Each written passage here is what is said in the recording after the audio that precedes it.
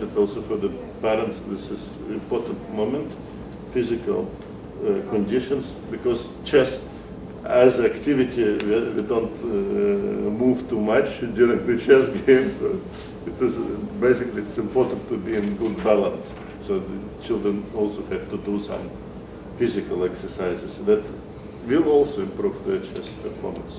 Okay, a few topics more. The training schedule. I take another 5. Training schedule. What do you say about this? This is good to have some structure.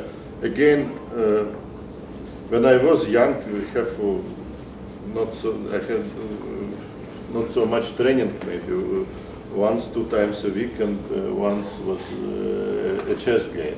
So, but at home I was working maybe a little bit more with chess books, which actually I still prefer to the other mediums, because it's you get the most information from the chess books.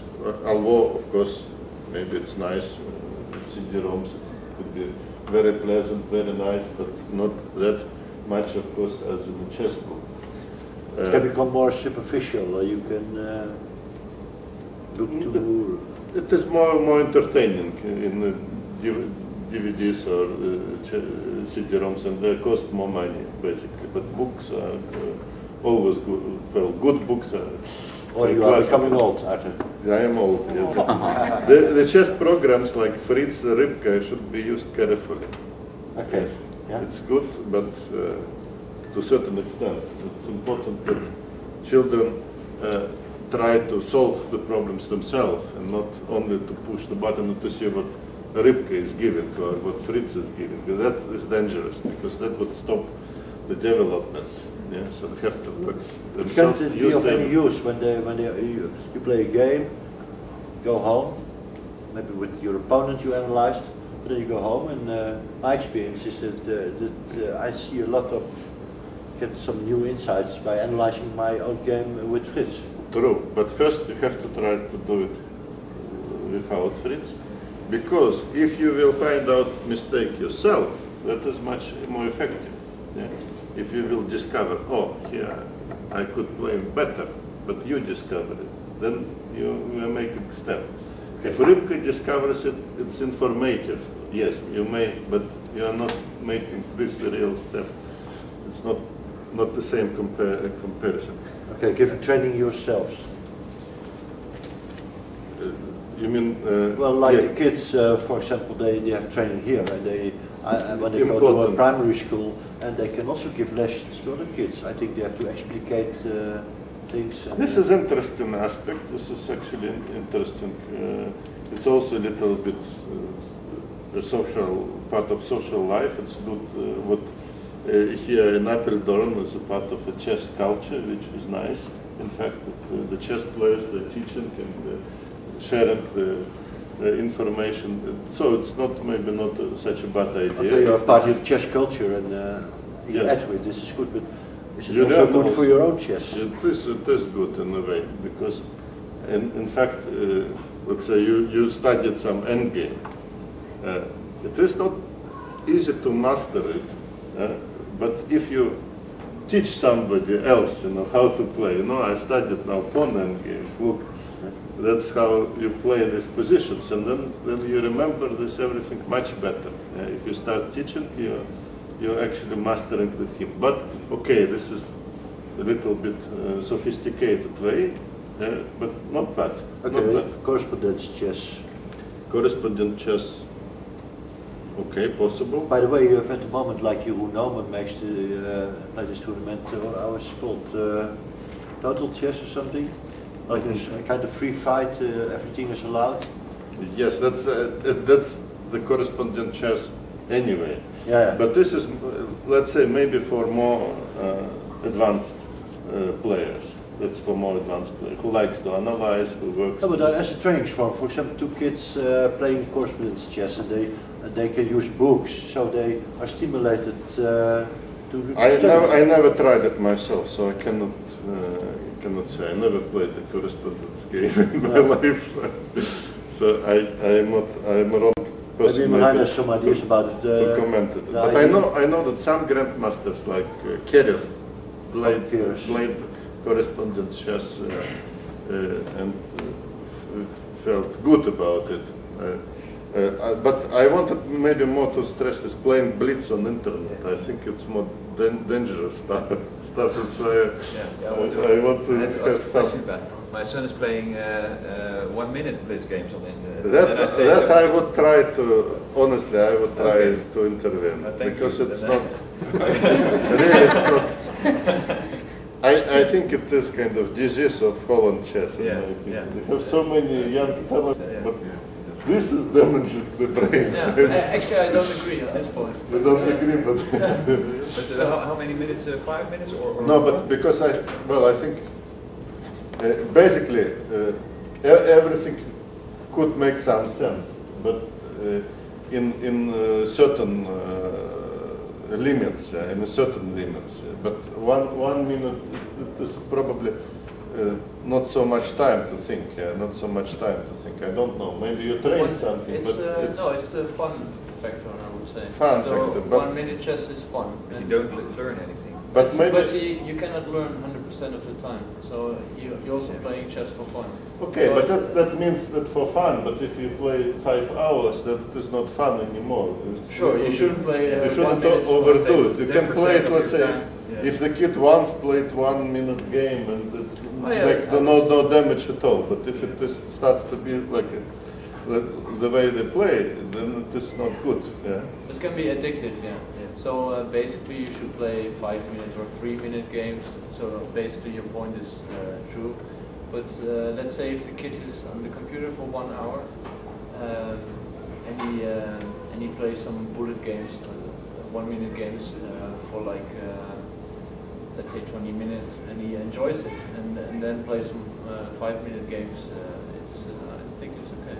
But okay, the opinions differ a bit. So yes, but basically preferable if you have some time and use the brain, and not only the mouse. Yes, that's preferable. Yes, that's.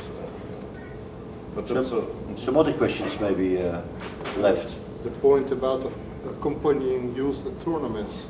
I mean, my experience, I'm working with relatively young children.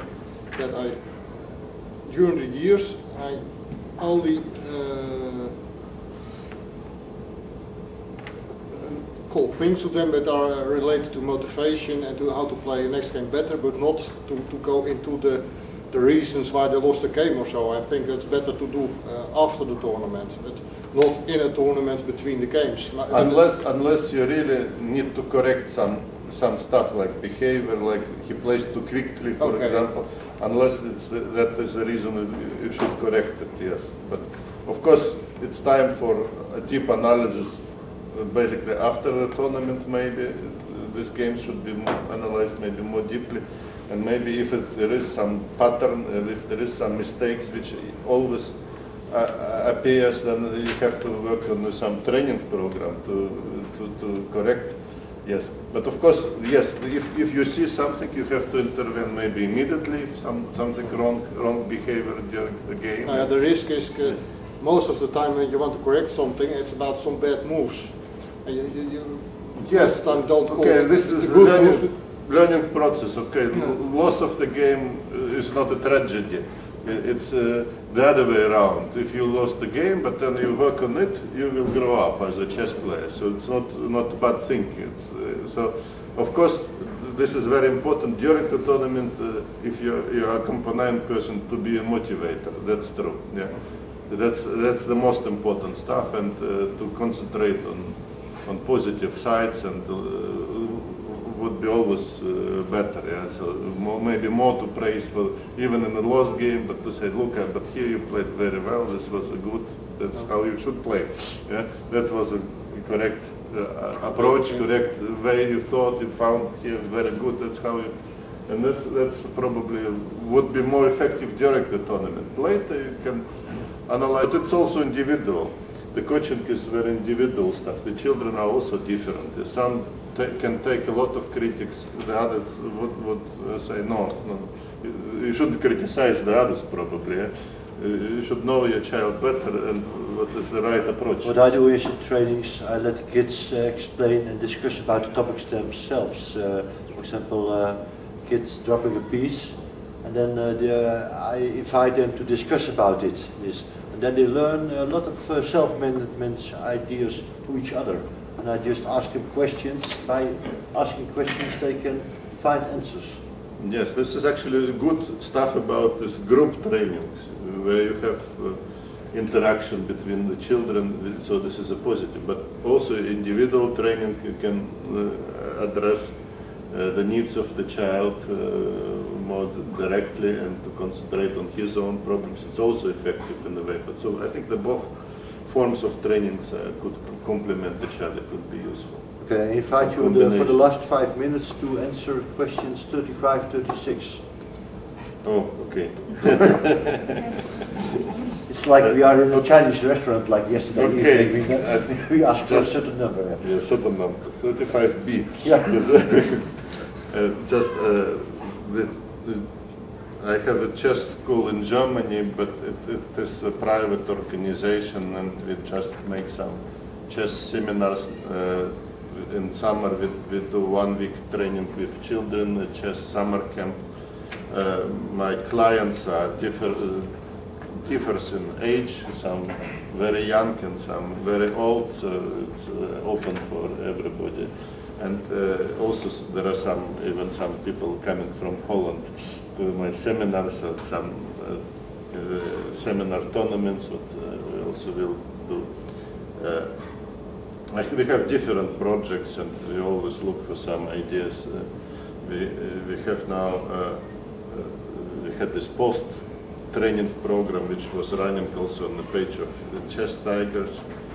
So there is also small tip if you need some training material, although as Mirain pointed out, it's a good Stapel method is very good, available of course, but there is also some training courses going on the Chess Tigers page, Chess Tigers University. You publish books. We publish books also, so a lot of different activities.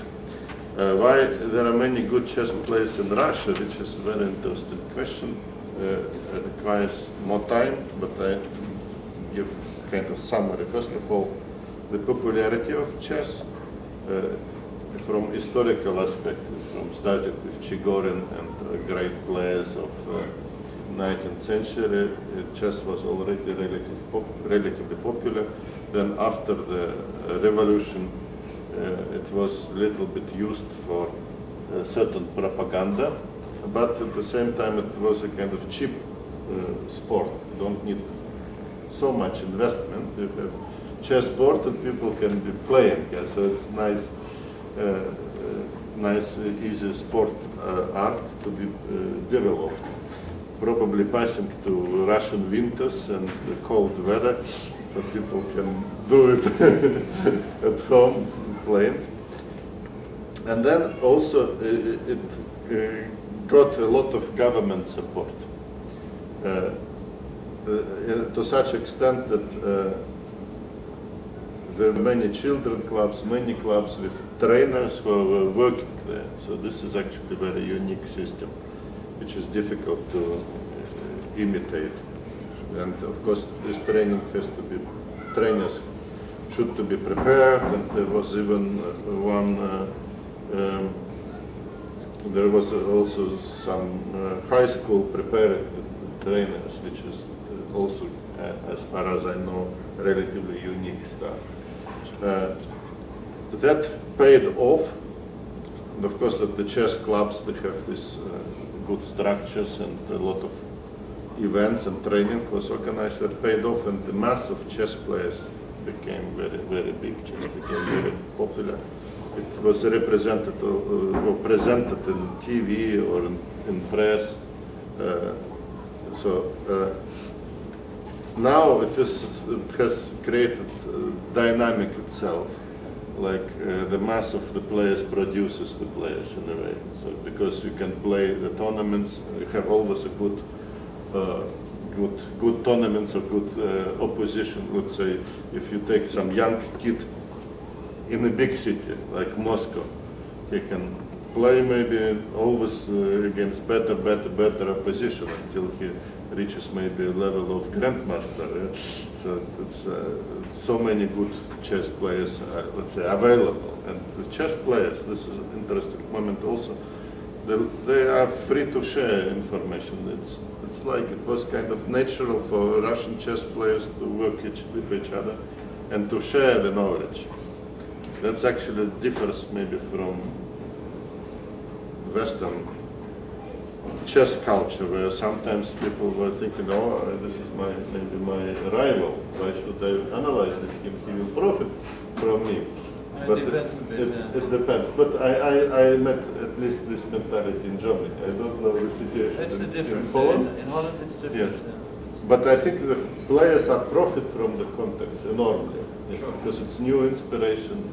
So that was also a good question about training partner. I think it's always good, yeah, because you have also, let's say, kid of about the same age, about the same strength, even if they are rivals, it's still very simulated relationship, because analyzing each other, changing ideas could be very useful. We're working together in a small group. In the Netherlands we are lucky because we have this culture as well of, yes. sharing. Friends sharing a lot of stuff and working together. Yes. So it's not so bad. I think it's important because it makes the players as a group stronger automatically. That's a good thing. Yeah, it's essential. As Artur yesterday said, yesterday evening said to me, this is too much a long list, we should make a series of it. I think we stop now and we will promise you that there will be a second time we will continue with the list. We do it? Okay? And thank you very much.